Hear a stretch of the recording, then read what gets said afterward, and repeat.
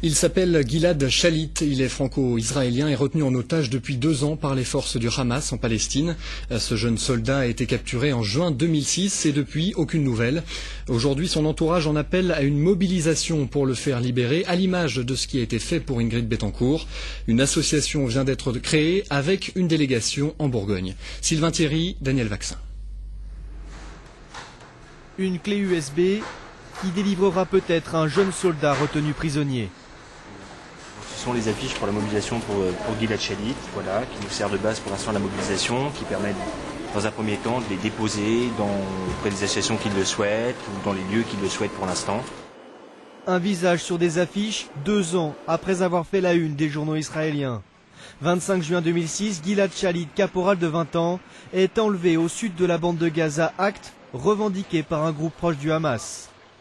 En juin dernier, le président Nicolas Sarkozy rencontrait la famille du jeune franco-israélien, les assurant qu'il ne lâcherait pas le dossier. 2 ans de détention comme otage, 2 années intolérables de souffrance et d'isolement, lui qui n'a pas reçu le moindre courrier. Je puis vous dire que nous allons multiplier les initiatives pour obtenir sa libération. Un élan repris en Bourgogne et largement inspiré de la mobilisation autour d'Ingrid Betancourt. Depuis 2 jours, Yannick Hope structure une association de soutien dans la région.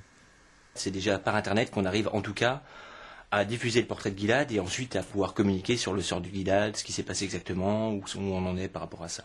Ce jour-là, Yannick fait un point téléphonique avec le président national de la toute jeune association à Paris.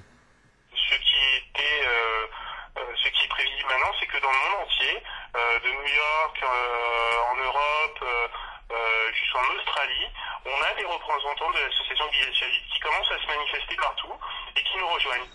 Premier acte fondateur de l'association, une manifestation jeudi prochain à Paris, jour du 22e anniversaire de Gilad Shalit.